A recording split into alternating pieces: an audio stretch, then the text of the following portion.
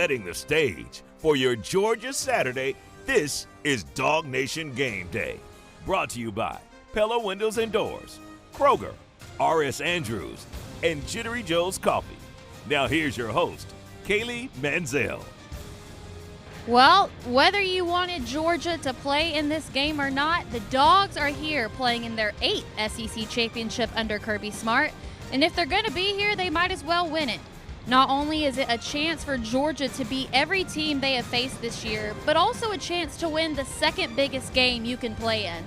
There's a lot of teams sitting at home today wishing they had this opportunity, because the beauty of this game is that it wasn't picked by a committee. The right to play for an SEC title is earned, not given. It's not picked by a committee. It was on the field. It's a challenge to win that trophy. It's a mark of toughness, of battle scars. The team that wins it has been through a gauntlet and has been tough. So I think it's a great chance to win a championship. Welcome in DawgNation GameDay. I am Kaylee Mansell with Jeff Sentell here live from the field at Mercedes-Benz Stadium. And I was one of those people on the side of, all right, maybe Georgia can skip this game. But now that they're here, I'm looking at it more as an opportunity to win the battle against Alabama. It may be years before Georgia ever wins the war, but today it's a chance for Georgia to win the battle and also get a much-needed bye week for some rest. But I think if you ask most Georgia fans what they want to get out of this game, it's a shot at beating Bama. Well, there's a lot, Kaylee. There's a lot to unpack there. You know, I believe even Brandon Adams said slightly, I want to see the Dogs in this game. He's hedging his bets there a little bit, but you got to look at it as, yes, it's prestigious to win the SEC, but I don't think anybody remembers last year that Ohio State did not win the Big Ten championship. You know, so you've got to look at a lot of those things, and you've got to sit there and you go, you know, what really makes the most sense here? What really, you know, Ohio State did beat Michigan last year. But I think it's a matter of seeding, Kaylee. What it is that you want to extend and set yourself up for a big playoff run as much as possible, and that means staying away from the top 4 seeds. And I think, obviously, you want to get on the right side of the bracket. If Georgia wins today, or should I say, should they win today, or will they win today? I like that better. They go to the number 2 seed. I think they'll be in New Orleans. We'll all be back in New Orleans again, hopefully different results from a year ago. And it's also all that luster and all that pride about it's the SEC. Kirby makes no bones about it. It's been harder for him to win the SEC than it has for him to win all those natties. So, and it's also getting that Bama off your back. I think all Dog fans will agree that it makes it sweeter being in this game to try and take down Alabama versus maybe playing a Texas A&M or an Ole Miss. Yeah, I actually think back to the NFL Combine last year. I want to say it was Warren Brinson who said that winning the SEC championship was harder than winning the national championship. And I think that Kirby Smart is one of the few coaches that still values the difficulty of not just getting here, but also winning this game. Winning the SEC title makes a statement. And for players like Trevor Etienne last year, he was like, you guys don't understand what this means to me. I never had the opportunity to do something like this. So I even think of the young guys today, the transfers today that haven't had this opportunity, and knowing how much it means not just to Kirby Smart, but also the Georgia players. I think it's a good reminder to set the tone of why we're here and why it's important. 2 things there, Kaylee. I think we've all know what it's like now to win a national championship. We've seen the scene. Well, when you win the SEC, they still put you on a big stage. Confetti falls all over you. You get to interview. Coach say something funny. You know, it feels very ceremonial. You're like, it's a big accomplishment, Kaylee. But the one thing, you know, you think about all this stuff here with Georgia and Alabama, and you just like the fact that Georgia gets a chance in all these rematch games. I think that's the stat everybody's clinging to right now. Georgia rematched Auburn.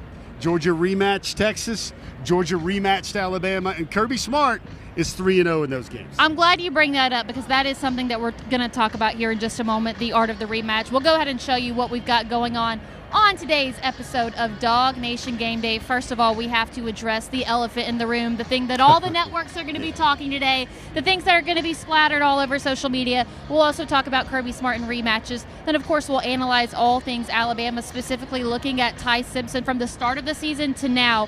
We'll follow it up with a conversation with Rodrigo Blankenship. We'll also talk about the answers to the rematch, as well as what this game meant to him when he got the chance to rematch Auburn and win in the SEC championship. Then we'll bring in our good friend Cody Chaffins, who's going to do boots on the ground. Of course, we're here on the field. We'll have live footage. We're going to try to get a better idea of who might be starting in the center role today for Georgia, as well as look at some guys that are coming back from injury. Then, of course, it's Mansell's matchup this time. It's going to be the Alabama pass game versus the UGA DBs, because I do believe the UGA secondary is the biggest difference from that first time that Georgia and Alabama played. So a big test for them today. Then we'll get the final injury report with Connor Riley. Just based on Wednesday's report, it looked like Alabama was more banged up than Georgia, but who knows the people that came off that list. So we'll get the final injury report from him. Then, of course, Sentell's Intel. We'll talk more about the options for the center position and your boy Talon Taylor. I know you've been waiting for a long time to have this conversation. Then we'll do our stats that would satisfy the keys to the game, and we'll wrap it up with an incredible hype video from Cody Chaffins, as well as our final thoughts. I think my least favorite part about playing Alabama is having to see all the graphics put up about Kirby Smart's numbers against Alabama, Georgia's numbers against Alabama in the series history. So I figured we would just go ahead and get that out of the way. Let's address the elephant in the room. Rip here. off the Band-Aid, right, Kaylee? I know. So, I mean, looking at the series history, Alabama leads 45-26-4. Of course, you know, Kirby Smart 1-7 against Alabama. But think about this. The one time that they did beat Bama under Kirby, it came in a rematch. And the series is actually tied 7-7. We played at a neutral site, but most of those did happen pre-SEC championship era. And then as far as Georgia and Alabama specifically, when it comes to that elephant in the room, I believe that was something that Kirby Smart addressed earlier this week. But before we do that, we've got one other graphic that we want to show you. There we go. Let's talk about it.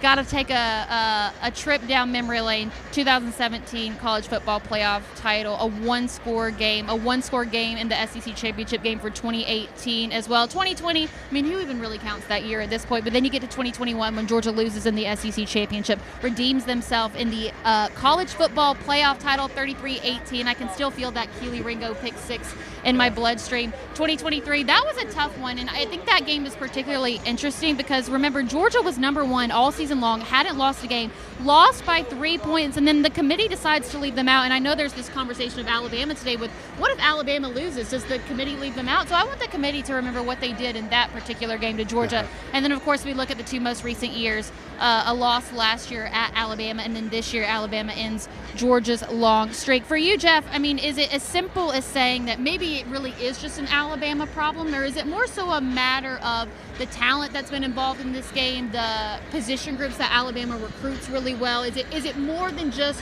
Georgia has a Bama problem? Well, I think a lot of these, if we really want to hit the microscope button on this, Kaylee, a lot of these games have been won by Alabama quarterbacks. If you look at that graphic, I want everybody to pop that back up.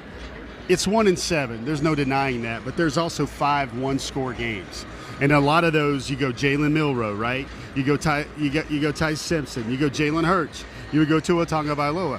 Every time in those matchups, I think Alabama had the better quarterback, and that better quarterback, pulled the rabbit out of the hat late with some late matchup.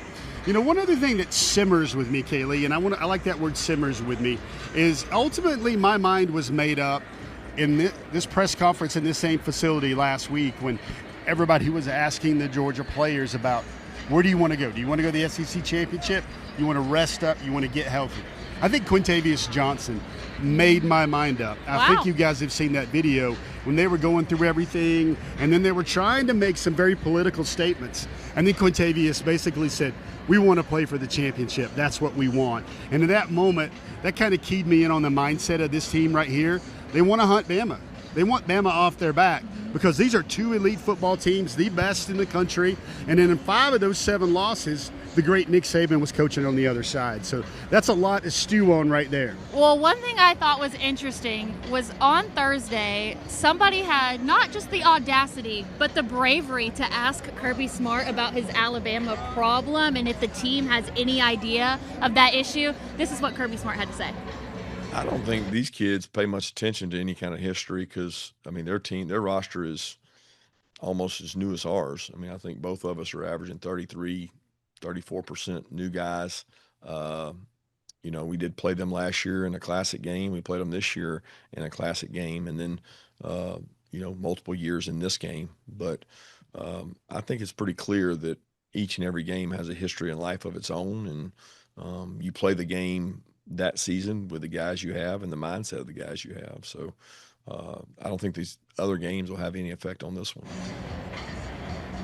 So classic Kirby Smart, super nonchalant, gonna downplay it, but we have evidence that might suggest otherwise. Let's hear from two Georgia leaders on this team about their known history with the University of Alabama. No doubt. I think, for being honest, that's something I definitely kind of I think about. That's team I haven't beat, especially in the SEC championship. I mean, everybody knows the history of the Georgia-Alabama, and I mean it's there, but they can't transfer a win or a loss to this game. It's its own game by itself. So it's interesting because I believe that maybe Micah Morris is the only person on this team who can say that he's beaten Alabama. For everyone else on this team, they can't say that. I think of that interview with Brock Bowers where he's talking with two podcast hosts and he says, yeah, the only team I ever lost to in college was Alabama. And when you look at the two people in that video, that's C.J. Allen, Gunnar Stockton, the quarterback of the offense, the quarterback of the defense, the leaders of this team. And so I imagine that they've been talking in the locker room to these young guys. This game should mean something to you. This is not just another game. It's history. It's a chance for us to start getting over the hump. So I imagine whatever message that they have is trickling down to the young guys, whether Kirby Smart wants to acknowledge that or not. Kaylee, here's what I think of when I hear those two sound bites from team captain types, C.J. Allen and Gunnar Stockton. Those were the 22 class, those were the last guys that committed to Georgia before Georgia won a national championship. Mm-hmm. And so, the one thing that really sticks for me is, you sit there, and I heard it phrased sort of like this week, and I want to take it in a little bit different direction, is Georgia was the team that halted the Alabama dynasty. They were. Alabama was winning them all, and then Georgia puts together 2 straight national championships, and everybody goes, okay, Georgia's got a dynasty rolling right now. Yeah. And then who was the team that stopped the Georgia dynasty? You've got Alabama. Kaylee, when everybody that's watching this broadcast is 85 years old, and we're sitting on the beach, or we're sitting in a nursing home, or we're sitting at a fishing hole, and we're talking about 2020, the decade of college football in America, you're going to talk about Georgia versus Alabama as the storied rivalry of that century. Well, as we mentioned earlier, the only time that Georgia has beat Alabama in the Kirby Smart era was that rematch of the 2021 national championship game. And Kirby Smart himself, 3-0 in rematches in his time at Georgia. Of course, the first one dating back to Auburn, where they lost to Auburn in the regular season, then got the win in the SEC championship game. There's the Alabama one, and then, of course, 2-0 versus Texas last year. And Kirby Smart was asked earlier this week, is there any advantage in playing a rematch game? This is what Kirby had to say.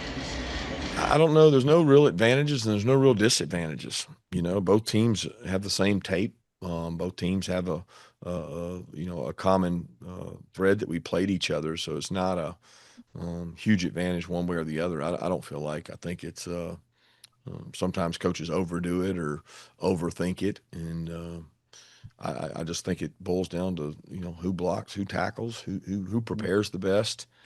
Who mentally prepares the best, who handles it the best. I mean, I think we're both dealing with different injuries, and so there'll be a lot of next man up mentality in this game, and a lot of times that plays a role in it. Maybe it wasn't the same matchup the last time; it's a different matchup this time, and where that highlights or helps or changes for each team, who knows? We'll find out. All right, so speaking of Kirby Smart, the myth, the man, the legend himself has started to enter the field. I actually believe that Andrew may have been the first guy out, but Kirby's going to make his typical pregame lap. It looks like Marty Smith, though, has got him across the pond over there. Now, again, another very nonchalant Kirby clip, but at the same time, I'm not sure if there was any advantage in rematching all of those other teams, but I do believe that there is a big advantage in this one, and that's knowing what Ty Simpson is capable of. I think after that Florida State game, a lot of people underestimated Ty Simpson's talent, and that was his first really dominant game where he came to the light and showed everyone that he was capable of the preseason hype around him. So I think Kirby prepares so hard, probably more than any coach across the country. He knows what he needs to do the second time around to be able to put the pressure on, now knowing his skill set. So I do think there is an advantage on the Georgia side of things, because as Gunnar Stockton has gotten better, I almost believe that Ty Simpson has maybe decreased in power a little bit as the season has gone on. Yeah, he's definitely not playing the better football that he's played all year. And I just think, we're going to dig deep a little bit later in the show into all things Ty Simpson. But, Kaylee, remember in that game, the Schley County Rabbit, I think is what he's being called now. Zayden Walker wasn't really a force for Georgia yet. He wasn't really ready in the scheme yet. And I must commit, if there was ever an Oscar, I know we give out Oscars on some of our programs, Kaylee. I got to admit, Kirby Smart was in rare form about the BSing this week.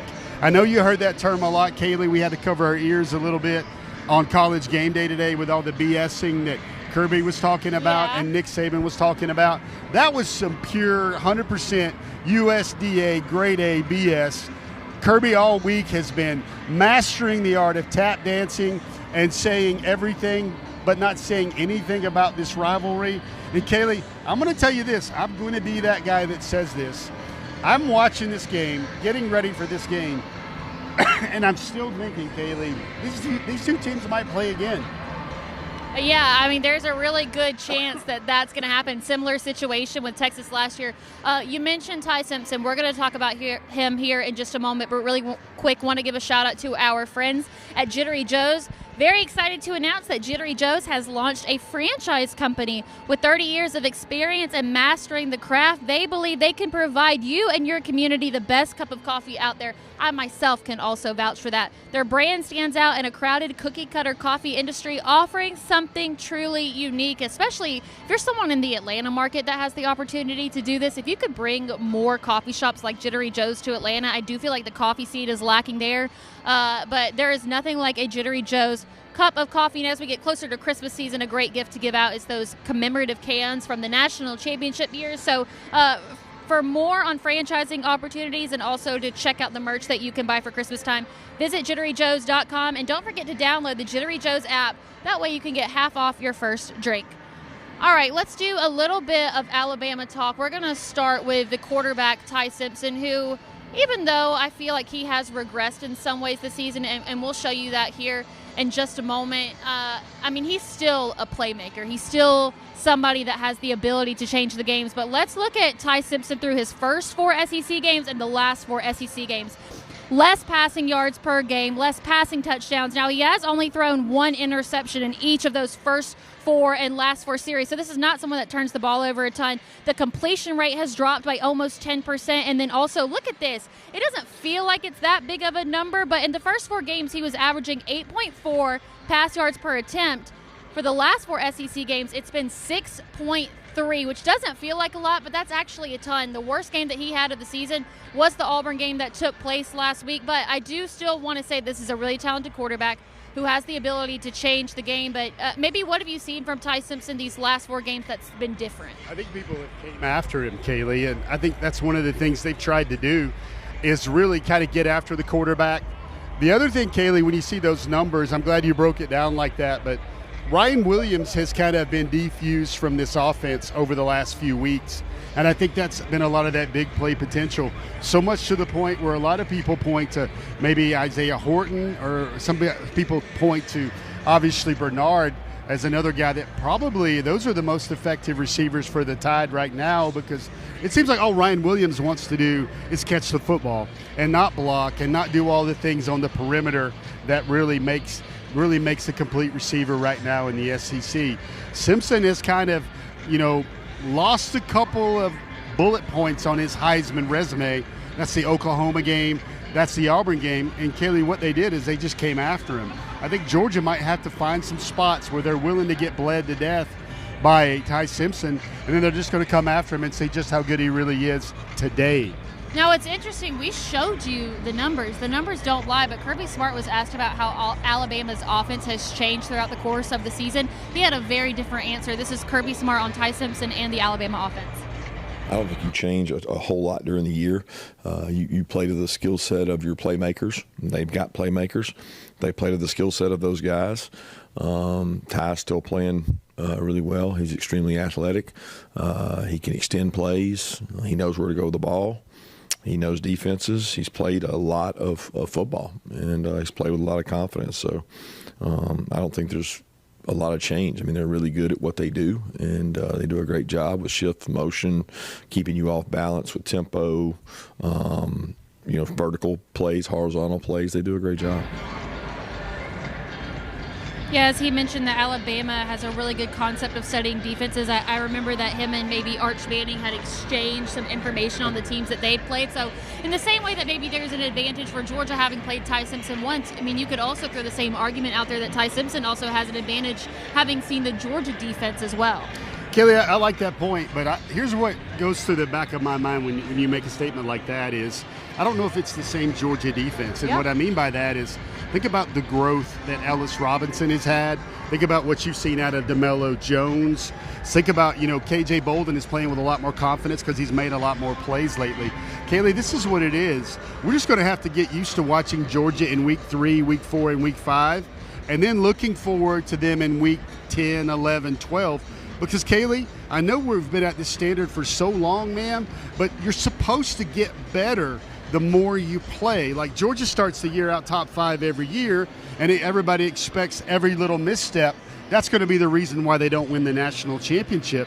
Well, these young guys, they lean on them more than ever, and they continue to get better. And when they get better, the game slows down, and they can flash their great talent. All right, we see Kirby Smart finally making his way to this side of the field. He's got not quite a nice little bodyguard group with him. No glasses this time.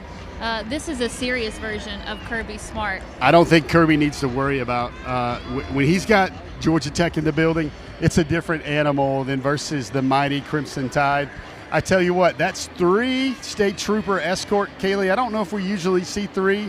That might be one for each of the rematch games that Georgia has won so far when they get the team a second time in a season. Also, I like the suit this week. Feels a little bit more formal than maybe what we saw him wearing last week. There he goes, making his rounds. We know the team should be coming out shortly. One thing I want to ask you before we hear from Rodrigo Blankenship, I think the last time that Georgia and Alabama played, the pressure definitely leaned more on Georgia's end. You're hosting Alabama at home. You finally get to have the opportunity to play that game in Sanford, the chance to win a battle. But this time around, I feel safe in saying that there's a lot more pressure on Alabama coming into this game with 2 losses. Right now, it doesn't look like there's going to be any 3-loss team that gets into this. So for Alabama, this could potentially be a play-in game. I know a lot of people want to say that they'll get in either way, but I'm just not sure that that's the case. Georgia is already locked in. So for this Alabama team, compared to the first time that these two teams played, I think Alabama has more to lose.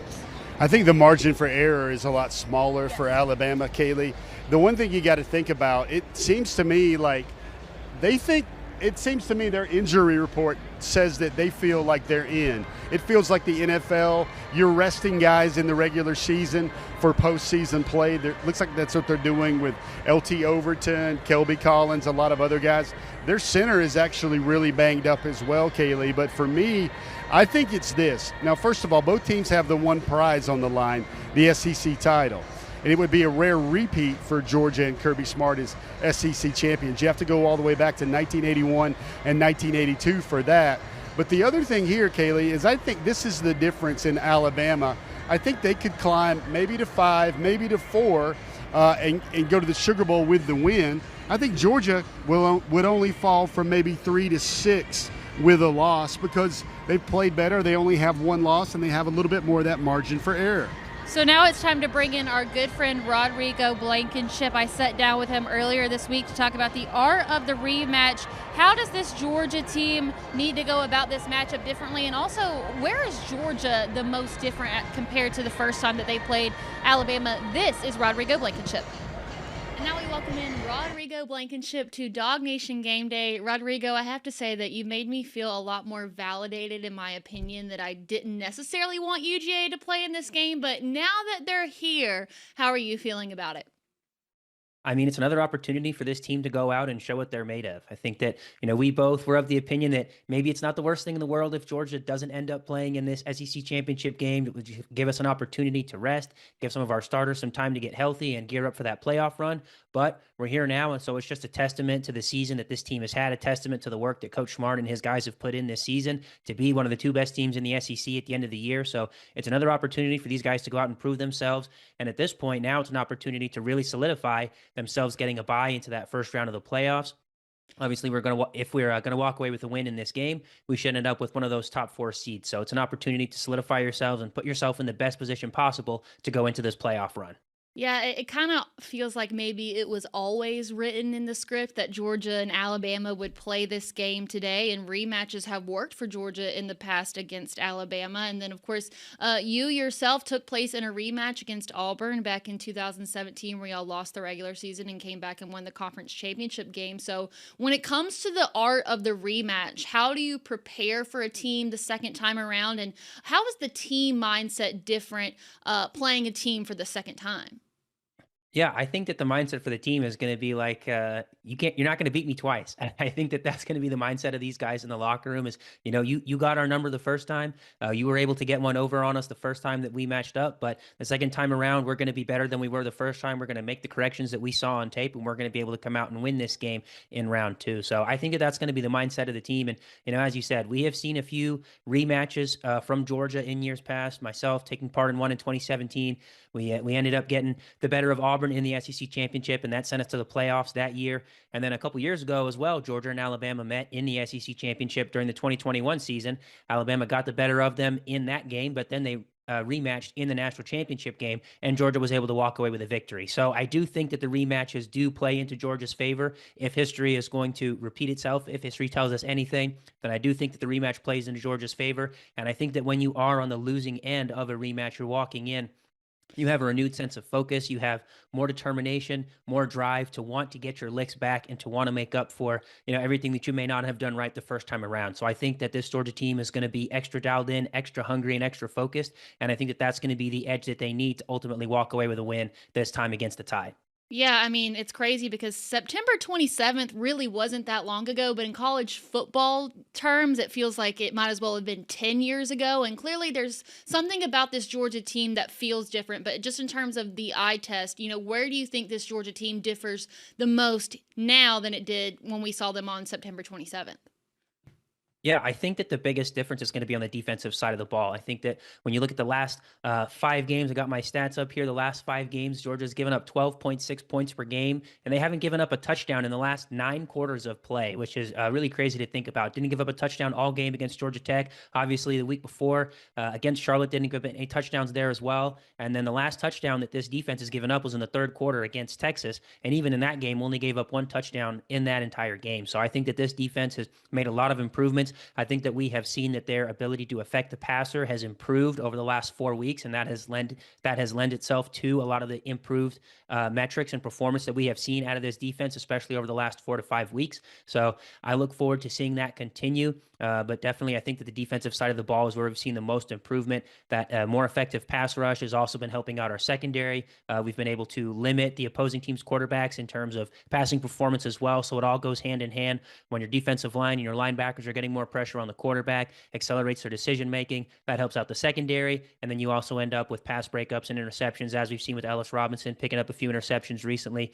So everything goes hand in hand. And so I really think that the defense is where we have seen the most improvement going back to that first game. Yeah, I'm glad you bring that up because when we think about the first time these two teams played each other, the pass defense struggled and the pass rush really struggled a lot. Just 1 sack and 5 pressures on 40 dropbacks. So when it comes to this game, is that really the key? You just have to get more of that pass rush, or is there anything else that you can point to that Georgia needs to do differently this time around?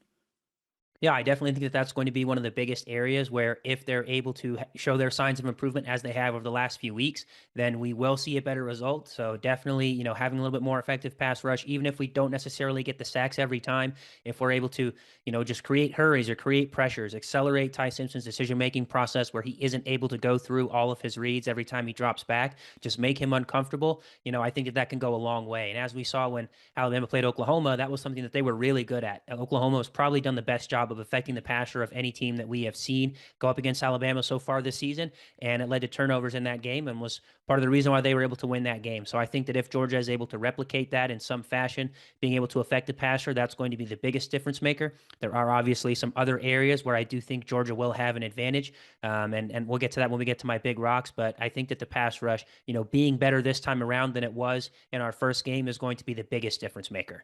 Yeah, so I mean, as always, it hurts to say this. It hurts to see it when it's plastered all over network television. But Kirby Smart is 1-7 against Alabama, and now people look at it as if it's an Alabama problem. But from a player perspective, I mean, is it as simple as that with the mental side of things, or is there anything else that you can point to that says, hey, maybe this is what you don't see? Well, I think that part of it for me is the fact that the first few matchups were against Nick Saban. And I Mm. think that if you looked at any head coach's record against Nick Saban, it's probably not going to look too great. And I think that Coach Smart, having been a coach under Coach Saban for as long as he was, I think that Coach Saban probably had his number, in some respects, probably knew some of Coach Smart's tendencies and, his decision making process. And that probably gave him a little bit of an advantage every time that they matched up. Now, unfortunately, we have seen the trend continue now that Coach DeBoer has taken over at Alabama. But as of this moment, Coach Smart is only 0-2 against Coach DeBoer coached Alabama teams. And so obviously you can say 1-7, but when you look at it in terms of he's going up against Coach Saban, there's probably not a whole lot of coaches that have a better record against Coach Saban either. So I think that this is still a new type of Alabama football team that we're seeing. Obviously, they had to go to Tuscaloosa last year, and they had Jalen Milroe, who's a very dynamic quarterback. Georgia has had a history of struggling against dual threat, legitimate dual threat mobile quarterbacks. And so I think that that also probably played into why Alabama was able to win last year. Obviously, this year it's a new team and they're presenting some different issues. So it does kind of stink to think about the 1-7, but really I would kind of break it up into like 1-5 and 0-2. And if the Dogs are able to walk away with a win in this one in the SEC championship, we're going to get to 1-2. And I think that that narrative will start to change very quickly. So before we get to the big rocks, there's one last thing I want to ask you about, and it kind of goes back to something we talked about right off the top. And I think that you and I were more on the side of maybe Georgia doesn't need to play in the SEC championship from an injury standpoint. It's not like they were scared of playing this game. I think that Kirby teaches them to embrace those fears. But now there's been talks from other conferences about potentially just getting rid of conference championships as a whole, because you look at a team like Alabama coming into this game with 2 losses. They could eventually drop out of the college football playoff if they lose this game, and they're essentially being penalized for playing an extra game versus teams that have already secured their bid because they didn't have to play one. So, was it a matter for you of, okay, I just maybe don't want Georgia to play, or are you on the side of maybe we just need to take away conference championships as a whole? Yeah, I think in terms of this season, the situation that Georgia has been in where injuries have had a pretty significant impact on this team's ability to play at a consistently high level, whether it be on the offensive line or, in the defense with our defensive line, linebackers, whatever the case may be. I think that injuries have had, a pretty noticeable impact on the team's ability to consistently perform in the way that we would expect them to during the season. So, for this year, I really think that it probably would have been in the team's best interest to not be playing this weekend so that all of these important guys that have been dealing with nagging injuries over the season would have a chance to start their rest period before going into the playoffs.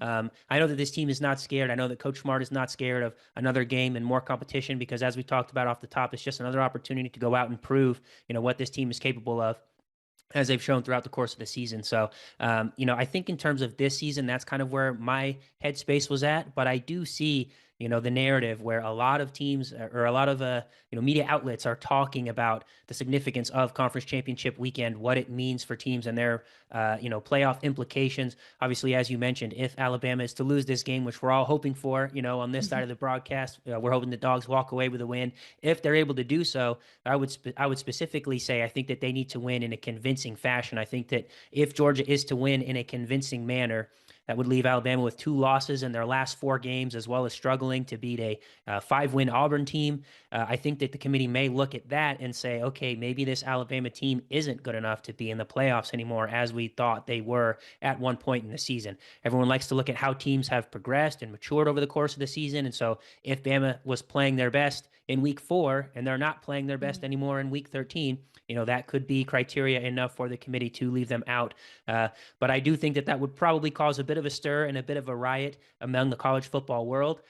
So I do see the argument for potentially getting rid of conference championship games. I would also like to go back to a couple years ago in 2023 when Georgia was the number one team in the country, basically from start to finish. They were ranked number one in the AP and coaches polls. They were ranked number one in the first college football playoff rankings and remained at number one for the entire course of the season, and then played Alabama in the SEC championship. Alabama was a top 10 team. Georgia lost to them by 3 points and dropped from the first seed all the way to number 6. And if there was no conference championship game, there would have been no discussion. There would have been no shadow of a doubt that Georgia deserved to be in the college football playoffs that year. But because there was an extra game, they ultimately were left out. And so Georgia has also been a team to suffer at the hands of conference championship weekend, as we have seen in the last few years. Obviously, I think that's part of the reason why the committee expanded, because there were too many teams that should have been in the playoffs that year specifically that weren't able to go. And so they expanded to 12. But we're going to see this issue continue to come up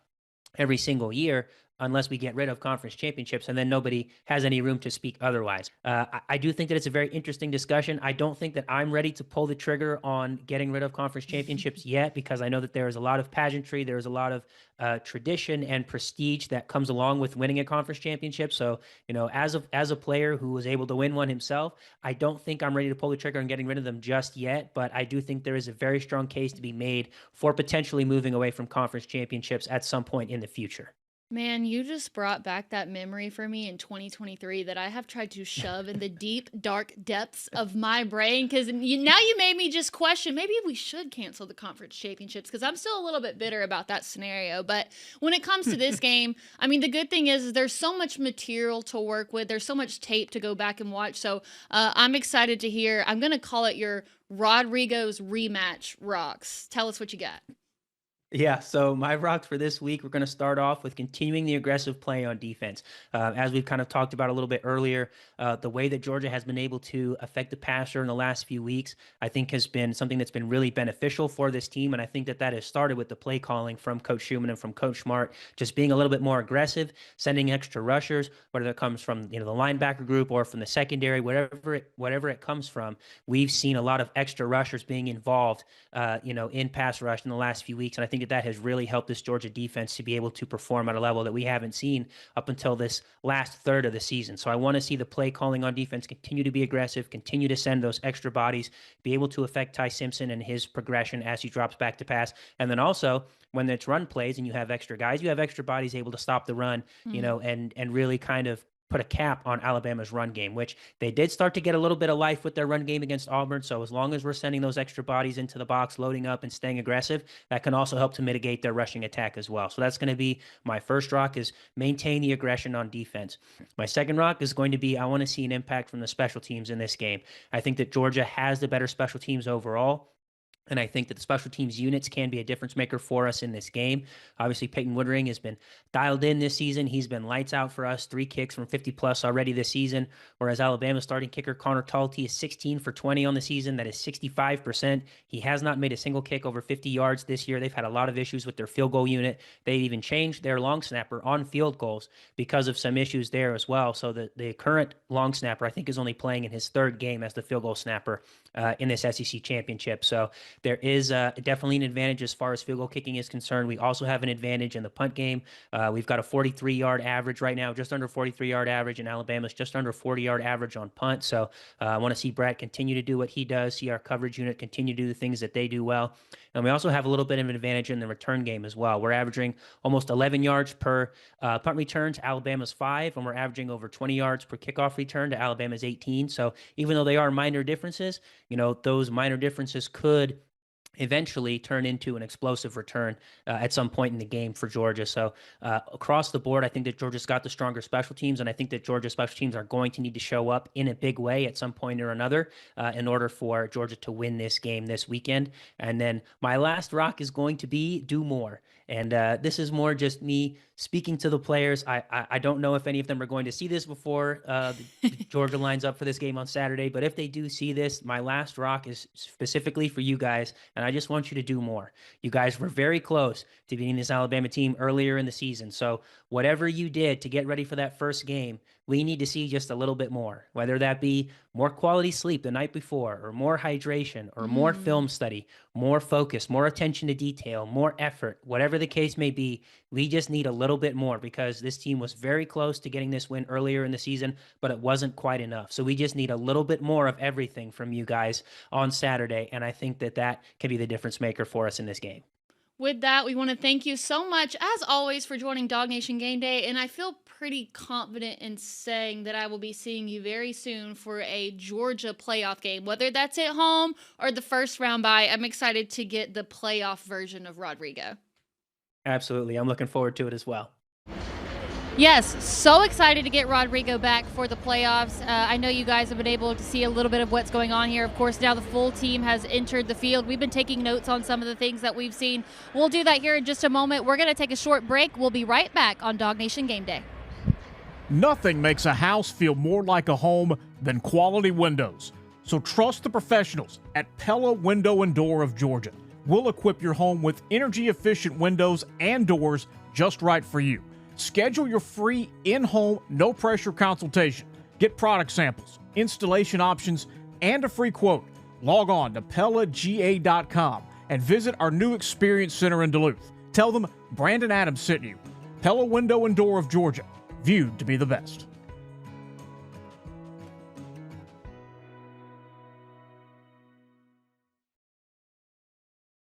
Hey, Dog Nation. I'm Brandon Adams. If you love what Kaylee Mansell does here in our DawgNation Game Day pregame show, and I know you do, you'll also love our DawgNation postgame show. After every UGA home game, we're live at the UGA bookstore. And after every game, we're also available to you on the DawgNation video channels. We have video highlights, live calls, plenty of post-game reaction. Hopefully, talking about big Georgia wins each and every Saturday. The place to be after the game is on the DawgNation post-game show. We'll see you there after today's game. This is DawgNation Game Day, brought to you by Pella Windows and Doors, Kroger, R.S. Andrews, and Jittery Joe's Coffee. Welcome back. This is DawgNation Game Day. I'm Kaylee Mansell with Jeff Sentell live from Mercedes-Benz Stadium, right here on the field where we're having the opportunity to watch the team warm up. You see Andrew Smart right there throwing a short pass to London Humphreys. I think some of the things that immediately stuck out, Jeff, was number one, Ethan Barbour up and moving around really well, not dressed out like the rest of the team, but definitely further along than I expected for Ethan. I mean, Kaylee, it's quite the story right now. He's actually working with the tight end group over there, getting stretched out. He doesn't have his game pants on like other players do, but still a remarkable story. We've even heard he's been practicing some this week. Great comeback there for Ethan Barbour. So something we're going to be keeping our eye on is the guys who are taking reps at the center position. We do know that Drew Bobo is out for today. Also, one note on an Alabama player. We saw Ryan Williams walking up and down the sideline. He had what looked like an analyst behind him throwing him passes backwards from behind him so he could catch. And I'm not going to say which one specifically, but there was an offspring of Kirby that maybe gave Ryan Williams a stank look, as the kids say. Kaylee, is that the first time on the bingo card for the pregame show that somebody could say stank look has been used? Quite possibly. We might have to go back in the archive. So, Cody, I know that you've been manning down the camera for us. Have there been any observations on your end that have maybe stuck out amongst this Georgia team? I'm just watching Gunnar Stockton come out and warm up. Of course, we'll be keeping an eye out when he comes out with his centers and see how that all goes. Nothing else huge sticking out at the moment. Just good to see, Talon Taylor, another guy we talked about. Could that redemption story come this week? He's warming up here with the wide receivers right in front of us. Andrew Smart, 8th grade quarterback, right? Throwing some passes to the wide receivers to get them warmed up. Love to see that too. We also see that from Colby Young as well. Colby Young helping these wide receivers get ready, obviously out for the season, but he's been throwing some reps to the other guys as well. It's really interesting because he's a guy who transferred in, but he has bought into the culture so much, and he's not worried about what his NFL career is going to be or whatever is going to happen. He has stayed with this team. That's been really interesting to see because last year at this time he wasn't able to be with the team. And so the fact that he is on the field and being as involved as he is really interesting as the $1 million band, Alabama's band, warms up behind us. Yeah, I I mean, seriously, I thought $1 million band would sound like $1 million bucks. I could not say that is the case right now. Definitely a little bit distracting, but of course, we got to stay focused on the task at hand. You see other quarterbacks warming up. Ryan Puglisi, Ryan Montgomery. All eyes will be on Gunnar Stockton today. Jeff, what do you expect from the Gunnar Stockton bounce back? I think he needs to play a lot better than he did last week, Kaylee. That was probably not his best game of his Georgia career last week. It didn't look like he was seeing things with what Tech was doing with the zone really well.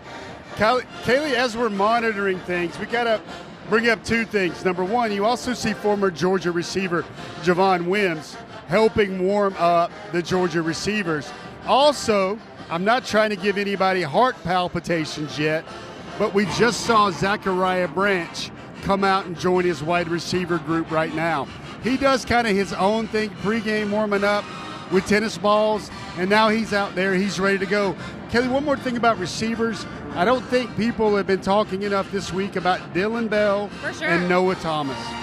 Yeah, I mean, guys like Dylan Bell are the ones that often get left out of the conversation, but I will say Zachariah Branch is somebody that I'm going to be thinking about a lot today. He's one of those transfers that hasn't had the opportunity to play on a stage like this. Yes, this is his first year in the SEC, but this will probably be the biggest accomplishment that he's ever had from a team perspective in his career if he wins this game today.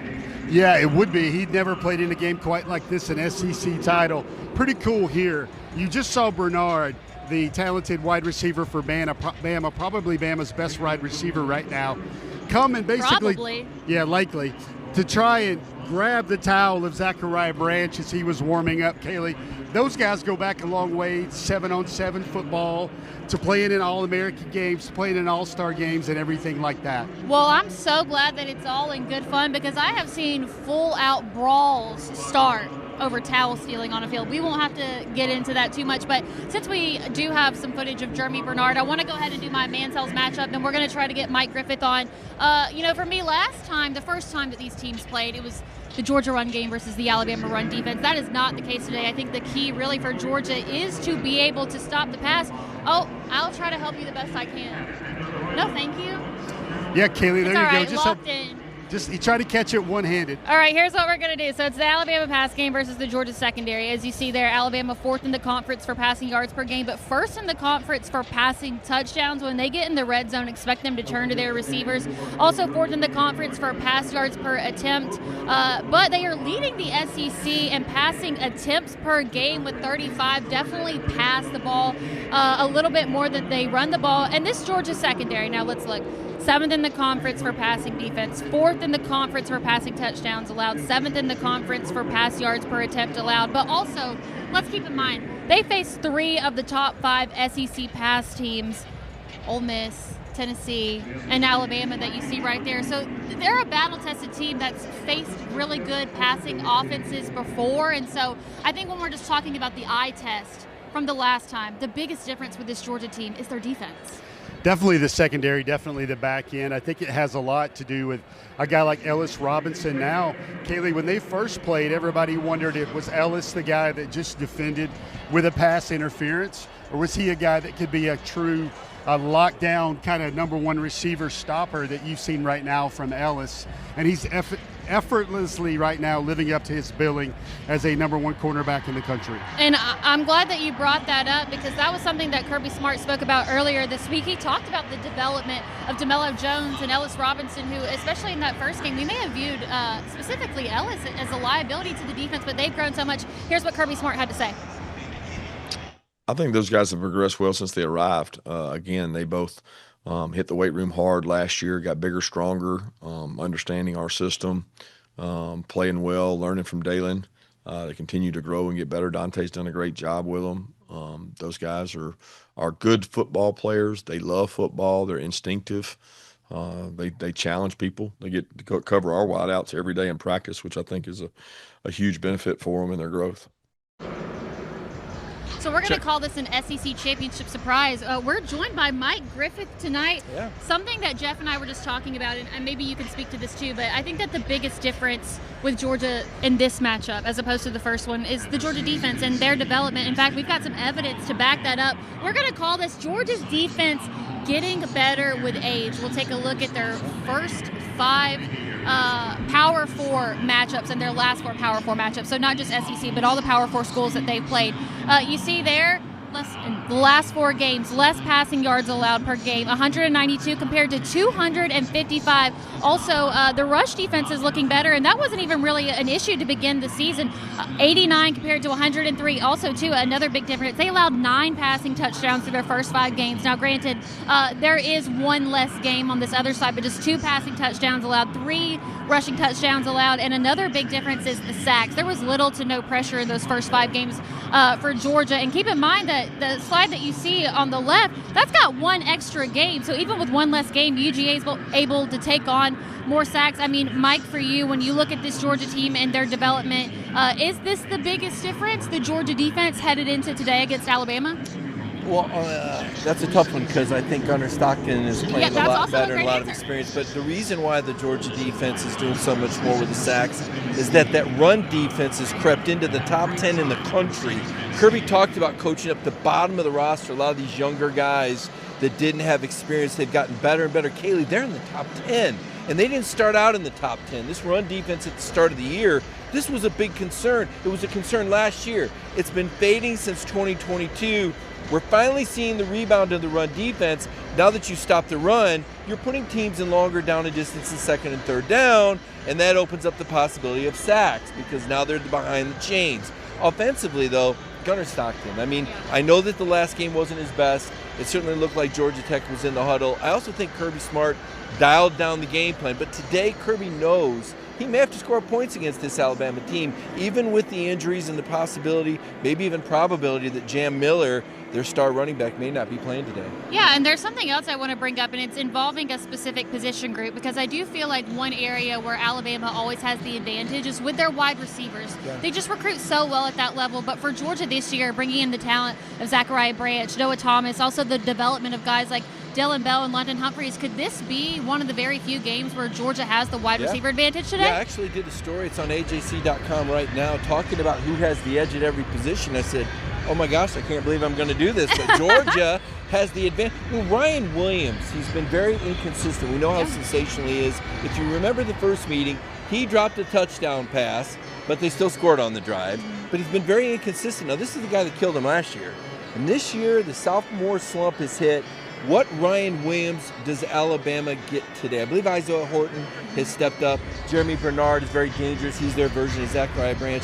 But beyond that, their starting tight end, he was another guy that was on the injury report. Next man up only has 8 catches. So just like Georgia's missing Drew Bobo and has to go next man up there, Alabama's got a few key players out too, Kaylee. Yeah, but in the absence of Ryan Williams, I feel like Jeremy Bernard has definitely risen to the occasion. Yeah. So it looks like we'll have a matchup between him and Dalen Everett today, and then on the other side of the field, you're more than likely going to see Ryan Williams, Ellis Robinson. I feel like maybe as Ellis has gone up, Ryan has gone down, but regardless, I mean, that's 2 guys who were highly recruited at their position, both 5-star players in their class. So I think it's going to be a good matchup. It's a good size matchup, a good speed matchup. So even though Ryan Williams hasn't had the season that maybe we expected, it's still a really great test for Ellis and his development. Oh, there's no question. I think Ellis Robinson's gone from bust to star in 1 year. Last year, such a disappointment. We heard all about the ball skills. We didn't really see it on the field. Boy, we sure saw it with that interception. What a highlight that was. He's gotten more physical. He's addressed these things. This is coaching. This is development. This is why Kirby Smart continually gets some of the best DBs in the country. You come to Georgia, you do get better. Let's remember Eric Stokes. Saw him interviewed the other day, and I said, isn't that great to see Eric Stokes interviewed in the NFL, talking about a teammate, always upbeat, praising Brock. This was the lowest ranked guy in that recruiting class, and he left the University of Georgia as a first-round pick. Now, Ellis Robinson came in high. Freshman year was a little tough, but this year, Kaylee, I think he has really shined. I'm not sure he's not the better cornerback right now. Really? Dalen Everett has not had the kind of year I would think he would have. Let's see where Dalen Everett does in the postseason, because right now, the agent's saying, Dalen, turn it up a notch. Better show me the money. Remember last year at the end of the year, he got hot with those interceptions? Okay, listen, I see what you're saying, and yes, Dalen had more exciting stats on paper, but I believe when it comes to the cornerback position, if we're not talking about them, then they're doing their job, because you really only talk about cornerbacks when they're doing bad. Well, Not necessarily. I mean, I'm not gonna. No, I'm just gonna say if you look at in PFF, I don't know how many people pay attention to the Pro Football Focus grades, but Ellis is graded out high. Listen, it's not an insult to Dalen. It's more of a compliment that Ellis Robinson has really raised his level of play. Dalen is solid. He's a veteran. I'd like to see him play more aggressive, though, Kaylee. I've seen Dalen kind of playing off these guys a little bit. I know he's better than that. I know the guy that he wants to emulate is Kamari Lassiter. He's not playing that well yet, and I think he's got it in him. He came back for another year because he wants to be a first-round pick. You and I know we'll probably see him down there at the Senior Bowl, matching up with some of the best players in the country. But I want to see Dalen Everett elevate in the postseason. I know he's better and can play tighter and make interceptions and turnovers, which is going to be one of the big keys to today's game. All right, so last thing while I have you here, we got to look at the big picture topic from today. A lot of people didn't want Georgia to play in the SEC championship game. I know a lot of Alabama fans didn't want them to play in the game today, and a lot of people just want to abolish conference championships as a whole. Where do you stand in all of that? Well, I'm a traditionalist and I love the championship game, but I think John Gruden probably had one of the most clairvoyant takes on this when he said, can you imagine in the NFL if you had the two best teams in the NFC and the two best teams in the AFC playing before the rest of the playoff teams? That's where we're at. It doesn't make sense. So I think where we're headed, Kaylee, and I don't know if it's going to be the next contract when they go to 16 teams, or maybe they'll wait for the one after that. But eventually we're going to get to playing games. It makes too much sense. More volume of games means more money, more engaged fan bases, players playing deeper into the season. And then we have to look at the calendar. Do they start football season in week 0, maybe the 3rd week of August, perhaps the 2nd? Because ideally you want to get this done by January 1st so that kids can transfer and go someplace else before the academic calendar begins. So we'll see if the TV executives agree with that. We'll see what the coaches have to say with that. I'm very confident, though, the start of the football season will move up at least 1 week, and they will be talking about playing games, if not in this contract, in the very next one. Before we hear from Connor Riley, we haven't had the chance to talk to you that much this season. Do you have any final thoughts for Dog Nation, whether it's about this game or what happens moving forward for Georgia?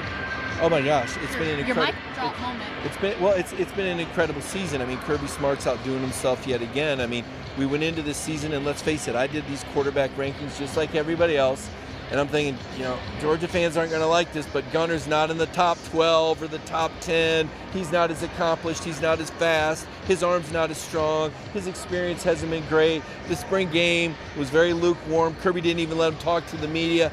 He has gone out there and had a legendary season. And if he can win this football game, he will do what no Georgia quarterback has done, beating Alabama. And Gunner Stockton, he's gunning for legendary status. He could still be a finalist for the Heisman if he lights it up today. And you know what? If he doesn't win today, that's okay. He'll have a first-round game at Sanford Stadium. The Dogs will win that, and then he'll have an opportunity to redeem himself in the playoffs. So it's been a fantastic season. Kirby Smart's done a remarkable job, and Gunner Stockton, I'll tell you what, he has proven a lot of people, including myself, wrong, and I've enjoyed seeing it because he is a first-rate kid, and he really represents the program well. I love hearing you admit that, too, because I know it's not always easy because I don't like admitting when I was wrong about something. We get paid to have opinions, and based on what we knew, that's what we saw. But, boy, I'll tell you what, he gets better and better, and today it's him and Ty Simpson, and as Ty Simpson says, they're gladiators, and we're here in the Coliseum. Oh, I like that. All right, Mike, thank you so much. If you want to, you can give your stuff over to Jeff. Yeah, Jeff, we'll have you come back on, and we're going to talk to Connor. Mike mentioned the Jam Miller injury. We are going to talk with Connor Riley about the entire injury report, but I do believe, as of right now, Jam Miller is going to be out today. But at the same time, Jeff, I'm not even sure how much that impacts the game because Alabama has very little rushing offense right now. They haven't had to have one. Most of their games have come from being dominant in the pass game, so I'm not sure if the Jam Miller injury has that much impact as most people want to assume. So, Kaylee, intel suggests the following about Jam Miller. You're right. The Tide only averages about 80 yards per game on the ground. That's about 3.7 yards per carry. But their best pass protector, that is Jam Miller. Okay. So that's something to think about as well on third downs if Georgia brings somebody. Is Jam Miller in there, or is there somebody that hasn't done that a lot in key spots? So I think it's interesting. The most simple way to sum this entire game up is both of these teams have very different strengths. For Alabama, it's the pass game and the ability to stop the pass. For Georgia, it's the ability to run and also stop the run. So what style of football do you think we see today? Is Georgia going to have to play Alabama's version of football, or is Alabama going to have to meet Georgia on their level? Well, I think Georgia's harder to stop. Georgia's got better matchups in this game. And what I mean by that is they're not one-dimensional, where Alabama's going to have to commit to the run to stop Georgia, and that will make things a lot easier in the throw game. Kaylee, I think Ernest Green being back will be big. I think the development for Dontrell Glover and Juan Gaston will also be big. We're going to get in a lot of the nuances of this game, Kaylee, but for Alabama, they try to beat you one way. And what does Georgia do? They take the one thing you do away. So we're going to continue to monitor what's going on the field, but let's go ahead and bring in DawgNation insider Connor Riley live from the press box. We were just talking about the Jam Miller injury. I know that he is out. Before we get to the Alabama injuries, I do want to focus on the Georgia ones. It was pretty standard for the most part, what we expected. Zion Branch is going to be a game-time decision. I mean, does this have any effect on Georgia whatsoever, Connor? Yeah, it'll be interesting to see how often Zion plays. Obviously, Ja'Cory Thomas, the starter there at safety, but they have rotated Zion Branch in at that safety spot. I also know there's been a lot of talk about Ethan Barbour on social media. He was seen warming up with the team. That is a first for Ethan since he suffered that gruesome ankle injury against Austin Peay back in September. But he will not be playing today, as you see there on the injury report. He is listed as out. But that is something that maybe you get him back for the playoff potentially, which I think could only further help this Georgia offense, given how versatile he was early in the season with everything he does. But as far as Zion Branch, everything looks good so far. He's out there warming up with the other safeties, and I'll be interested in seeing what he ultimately ends up doing. All right, so for the Alabama side, I think it's safe to say that Alabama is a lot more banged up than Georgia at the moment. As we mentioned previously, Jam Miller out, LT Overton out, your name twin, Kevin Riley, also out, a very long list. When you look at the Alabama side of things, what is the injury that hurts them more? Is it the Jam Miller one, or is it LT Overton? Well, Alabama doesn't run the ball very well to begin with, so I don't know how impactful those injuries will be. And it'll force more, I think, out of A.K. Deere, a freshman running back for them. He'll probably be the pass catcher that steps in for what Jam Miller did there. I think from an impact side, the LT Overton injury, I think, is significant, especially on a defensive line where Georgia's already going to be without Drew Bobo, and you thought that could be a real mismatch there. Well, not having LT Overton is an impact because he is second on that team in sacks, tackles for loss. They also don't have Kelby Collins. Now, sounds like Alabama's injuries to this point are more limited to this game, whereas Drew Bobo, I expect him not to play for the rest of the year. But that LT Overton injury, he was the guy that made the fourth down stop early in that first game, in the fourth quarter there, that really snuffed out Georgia's last great scoring drive. He is an individual that is good enough to make plays on his own, and so it's a big boost, I think, to Georgia's offense to not have to worry about him today. So we haven't really had the chance to do it yet, so I want to take the opportunity to talk about it with you, to go back and really look at the important numbers from the first time that Georgia and Alabama faced off, to maybe kind of see what needs to change in this game. I mean, the biggest thing that really stands out is Georgia almost doubles the amount of rushing yards that Alabama puts up and still wasn't even able to get the win. Typically we see that the team with more rushing yards ends up being the team that wins. That was not the case for this game. Also, too, I think it's important, it's not on there, but Alabama was just able to get up so much in that first half and really lay it on with the passing yards that Georgia just ultimately wasn't able to come back. So when you look at this, is it simply a matter of Georgia continues to lay on the rushing yards, or do they need to balance it out more with that pass game? I think that it's going to be important for Georgia to be able to run the ball in this game and not put too much on Gunnar Stockton's shoulders. Well, you touched on it, Kaylee, and there's been the stat going around the week. The last two times that Georgia's faced Alabama, when Kaylen DeBoer has been in charge, Alabama's gotten out to a 28-0 lead, and they got out to a 14-0 lead. And so I think it's imperative for Georgia to, not get out to a similar type lead, but at least hold serve in the first half so that for once they're not playing catch-up in this game. I think they've got to come out. They got to start well. If they can have a lead at halftime, I think that bodes very well, just given how we know this Georgia team is a four-quarter team in that regard. The other thing, they got to win on third down. Alabama converted its first 8 third downs in that first game against Georgia, 13 of 19 on the game. On the Georgia side of things, they struggled on third down offensively. Georgia has to do a much better job on both sides of the football when it comes to winning on third down to win this game, in my opinion. And also, too, I felt like there were moments in that first game where maybe Georgia beat itself a little bit. I mean, obviously, everyone's going to bring up the Talon Taylor drop pass. He will be available for the game today, but also a crucial pass interference call. I think that's going to be another big thing today, is just making sure that you minimize the penalties and also excel in the fundamentals. That we're at this point in the season where, okay, maybe a drop pass is going to happen, but that can't be a consistent thing. You have to take every single opportunity, minimize the errors, minimize the mistakes, because when you're playing a team like Alabama, even just one turnover can be costly. Yeah, it was the difference in the game last time, that Nate Frazier fumble that gave Alabama 3 points. That was the margin of victory. Georgia had a season high, I think, 68 penalty yards against Alabama the first time. They were not necessarily super crisp, and that played an impact there that day. So Georgia, traditionally has not been the most crisp version of itself when it plays Alabama.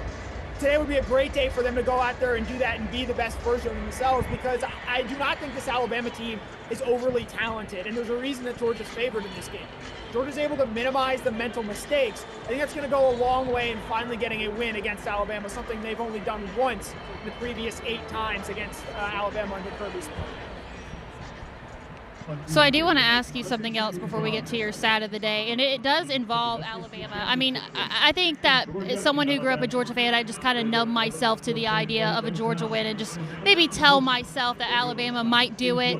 That way, if they do, I'm not disappointed by that. But I think that if Georgia were to win today, I remember last year when Georgia won and Greg Sankey made that long speech about Texas. Georgia fans were not happy about that. If Georgia were to win and Alabama were to lose, do you see a world where Greg Sankey congratulates Georgia and then starts making his case for Alabama to get into the playoff? I do, especially when you consider that, if Alabama loses by a significant enough margin, that forces the committee to not have to do the Miami-Notre Dame argument, and that clears a path to drop Alabama out. So I would expect Alabama to play this game tight today, try not to get blown out, try not to lose, because I do think there's a world where if Georgia's able to do what, say, they did against Texas, or do what they did against Mississippi State, that's going to force the committee to look long and hard at Alabama because of the loss to Oklahoma, because of the loss to Florida State at the beginning of the season. All right, Connor, do you have an SEC championship stat of the day for us? It's got to be a special one. I do. Zachariah Branch needs 9 receptions in this game to set the single-season reception record at the University of Georgia, passing Bryce Hunter, who has 76. We've seen Zachariah get to double digits before this season, and not only is that my stat of the day, I also have a prediction. If Georgia is going to win today, they are going to need Zachariah Branch to have at least 9 touches and possibly be the Georgia single-season receptions leader at the end of this day. Yeah, it's funny that you bring up Zachariah Branch. Maybe you could speak to this too. He's one of the players that I feel like I'm going to find myself thinking a lot about today, just knowing that he has the opportunity to be on the stage coming from a school where they had some good seasons but never did anything great. So for Zachariah Branch to experience this moment, it's one of those things that it makes me realize, like, okay, I understand the value of the SEC championship maybe from the player perspective. Yeah, Zachariah played a Pac-12 title game his freshman year at USC. Did not go very well, and I think this is a chance for him to go out there and shine and show what he can do as a player and really go down as a Georgia legend, not dissimilar to what we saw Trevor Etienne do in this game last year when he scored all of Georgia's touchdowns in this game. R.I.P. the Pac-12, Connor. R.I.P. All right, thanks, Connor. We'll check in with you later, and make sure to read all of Connor's articles on DawgNation.com, and also for more with me and Connor, you can check us out every Thursday night, DawgNation at Large at 7 o'clock. So, Kaylee, I got a little bit of intel yeah, what on you got Connor's for me? pick. Oh. We were watching the pregame tennis ball ritual for Zachariah Branch. He's lockstep, automatic with one of those. We must report that he did drop one tennis ball in pregame. Well, good to go ahead and get it out now. He's got it out of the way now. There you go. I like the way you think there, Kaylee. All right, so I want to talk about another receiver with you. This is going to be Sentell's Intel. The center position. So we saw some reps from Malachi Tolliver, but there's also some other options on the board. Most of these guys are younger guys. You're more familiar with their skill set. Who do you think is the best option for the team today, and who do you think we see out there? So, Kaylee, I think it's layered. I think that Georgia would love for Malachi Tolliver to play good football. Not superlative, not great, not Drew Bobo football, but just winning football. If that happens, they're really comfortable with their plan. Now, hindsight is one thing, Kaylee. In a month from now when Georgia's in the playoffs, maybe that answer might change, because I know this. I always viewed, and no disrespect to Malachi Tolliver, I always viewed Cortez Smith as the center of the future for Georgia after Drew Bobo. He was an All-American. He was higher rated. I believe he was the number 1 or the number 2 center in the country. There's also an element there in a world where I know Georgia's tried a lot of people at center this week, names like Dontrell Glover, so on and so forth. Those are, I guess, contingencies, but Georgia wants Malachi Tolliver to play well. But, Kaylee, 2-3 weeks from now, that race to get all those center reps might be very contested between Cortez and Malachi. And another young guy I want to ask you about is Talon Taylor, who had the drop in the first matchup with Alabama. Then he gets injured in practice, is out for a while, but now Talon Taylor is going to be able to partake in today's game. I've always thought that maybe there's a sense of poetic justice in Talon Taylor catching the winning touchdown in this game. Now, the likelihood that that happens is probably slim to none, but what is the likelihood in your mind that we see Talon get involved in the game today? Here's when I know Talon's a full go. If we see him back playing on punt as a gunner, that will be like Talon is ready to get into a lot of things. Kaylee, everybody's going to get him on that drop, but remember, he got behind the Alabama defense.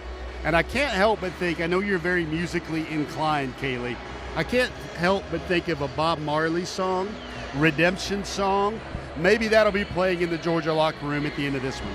When Jeff says musically inclined, let me just clarify for the record, I cannot sing. I cannot play an instrument. I maybe play like a little bit of piano if I'm lucky, but what he means is that I have the best music taste on this side of the Mississippi. I just wanted to make sure that the people understood that I can't sing myself. Yeah, arguably the best music taste on the DawgNation After Dark show. We will debate that for another time. But I tell you what, the DawgNation at Large show, I will tell you this, Kaylee. I'm a big fan of stories. And for Talon, folks, you got to remember, everybody focuses on the negative. This is a Georgia program that doesn't focus on that. They flush it. This is a program that welcomed in Talon Taylor, Kaylee, as the most talented wide receiver prospect since George Pickens. You guys are watching what George Pickens is doing in the NFL, right? He is a major megawatt superstar. I think that's Talon's future. And wouldn't it be great to get a kickstart like this against Bama tonight? So we just saw Greg Sankey walk by. He's somebody that's probably under a lot of pressure today, too, depending on what the outcome of this situation is. One more thing about the music scenario I wanted to tell you. We'll do a little quiz. Between me and Brandon, one of us had a Spotify listening age of 22. The other one of us was 66. Who do you think was who? Oh, I don't know, Kaylee. That's probably somebody else getting at Brandon's phone, like his daughter or something like that. Oh my word! I gotta say, Brandon has 66. There's no way Brandon has 22. Brandon had a listening age of 22, and my listening age was 66. That's Can you a believe trick it? question. He was so excited to tell me that, by the way. So what a reversal of roles. Now, I do want to go back to Talon Taylor for just a moment, because once you sit in Kirby Smart press conference long enough, you kind of learn the language of Kirby Smart, but you can also get a glimpse into the players that he really values just based on the way that he talks about them. He'll go in about them individually, not try to pivot to a whole group of people. So Kirby Smart spoke about Talon Taylor earlier this week, and I thought it was very, very telling. In terms of talent, he's done a good job. He did a good job last week in terms of working. He's trying to get back in the flow of things.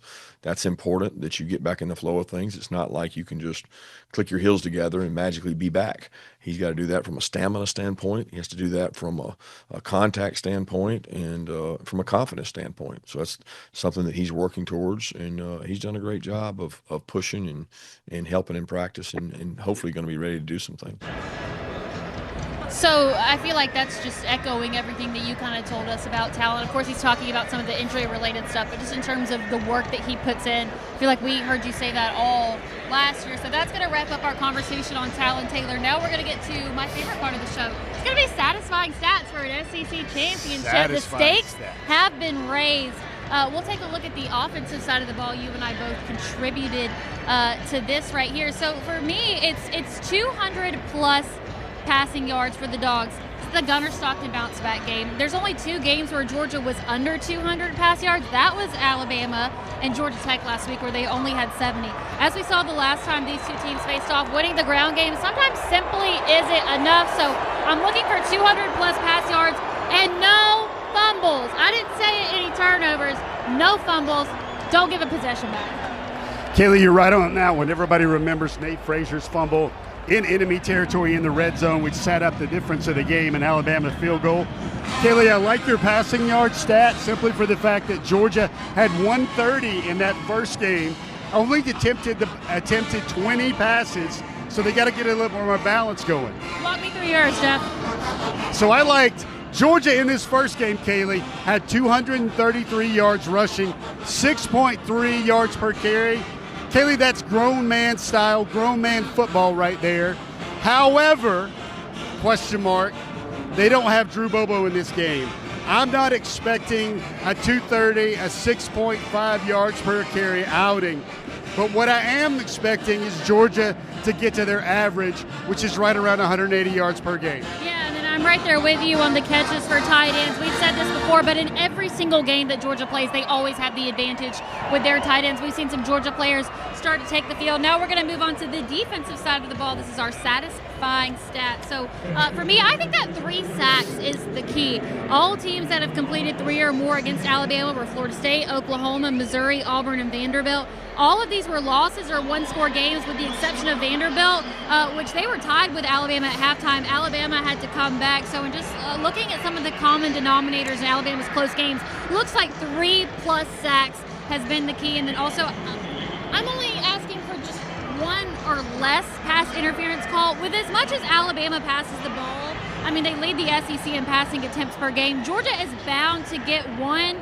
But that needs to be it. You can't give them any extra attempts or better field position. And with how much this defense has grown, specifically the cornerbacks like Ellis and DeMello, those mistakes just can't happen anymore. But we do know that maybe sometimes the guys that wear the black and white may favor the guys in the crimson and white. Sometimes, Kaylee, and it's funny how when Greg Sankey walked by, you sort of think about those things as well. Kaylee, my 2 satisfiers, number 1 is 8 combined sacks or hurries. And here's what I mean by that.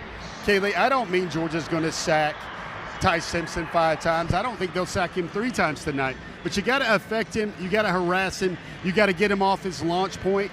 We saw last week, Kaylee, Auburn didn't look like a Heisman. It made him look like Joe Theismann, which is not quite, even though Theismann is a Heisman winner, it's not quite the same guy. Just got to affect Ty Simpson. We saw last week how Auburn made him look very mortal. The second one, Kaylee, you need 1 turnover. You know how many turnovers there were in that game last outing between Georgia and Alabama? 1. That was Nate Frazier's fumble. Also, I've got a combo platter here. It's a TO plus TOP, and what I mean by that is not a Naughty by Nature song.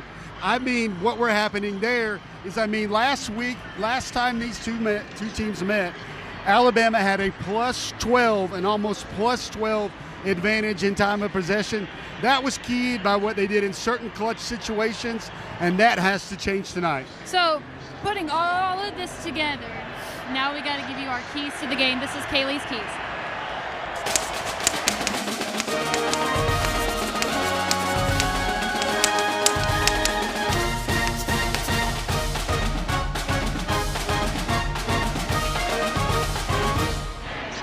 So for me, it is very simple. I think that Georgia either needs to lead Alabama or be tied after the first half.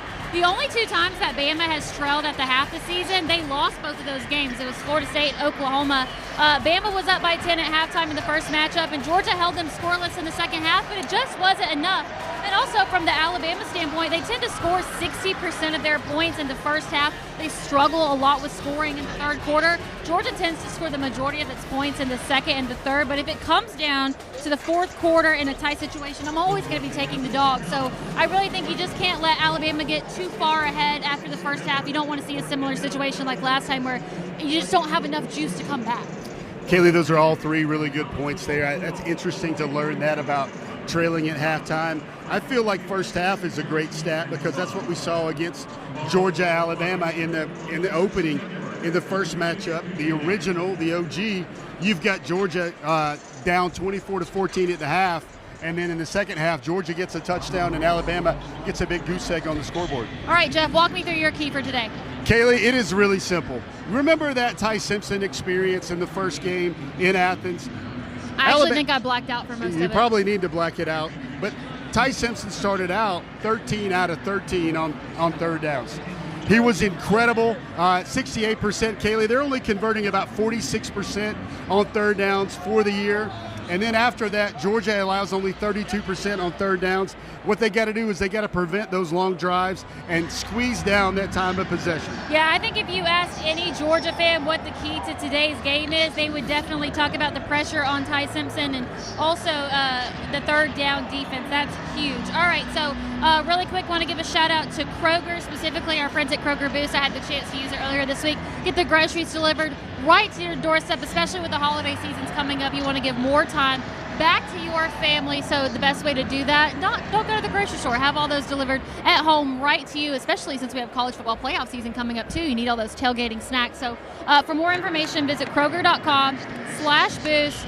We're going to have to get off the field here in a moment, but I guess we really don't even have to show you this to get you excited, but to remind you of why this game is so important to so many people and to really set the tone for what's about to take place. We've got another DawgNation masterpiece. Well, it's a chance to win an SEC championship. You earned the opportunity to play in this game. This was not given. This was earned. These opportunities are hard to come by. The SEC we're talking about now was not the SEC that we were talking about for the last, I don't know, almost 100 years. It's a challenge to win that trophy. It's a mark of toughness, of battle scars. The team that wins it has been through a gauntlet and has been tough. The championship game, I mean, it's where you want to be at the end of the day. And we work very hard throughout the season to, to get the SEC championship. That will never be hunting. We're going to do the hunt. It's never enough. Whatever we do is never enough. We just got to keep going. We got to keep pushing and keep fighting. Ever since we started Fall Camp in this unit, we knew we had a goal towards the end of this season, and we knew we wanted to do this year. We want to play in the championship.